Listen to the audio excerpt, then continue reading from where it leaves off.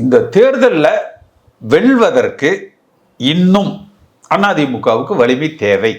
பல இது மாதிரி நான் புள்ளி விவரங்களை சொன்னேன்னா பல இடங்கள்ல பலகீனங்கள் இருக்கு.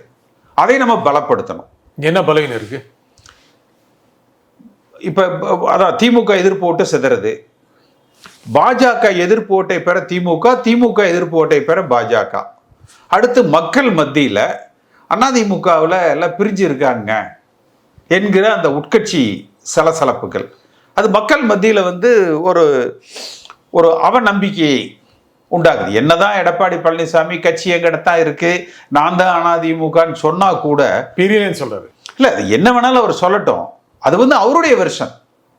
மக்கள் என்ன நினைக்கிறாங்க, மக்கள் என்ன நினைக்கிறாங்க, ஏங்க இது மாதிரி எல்லாம் எல்லாரும் ஒன்னா சேர்ந்து செய்ய வேண்டியதானே, அதை எதிர்பார்க்கிறாங்க. அவர் யார் சரி யார் தவறு இதெல்லாம் இல்ல.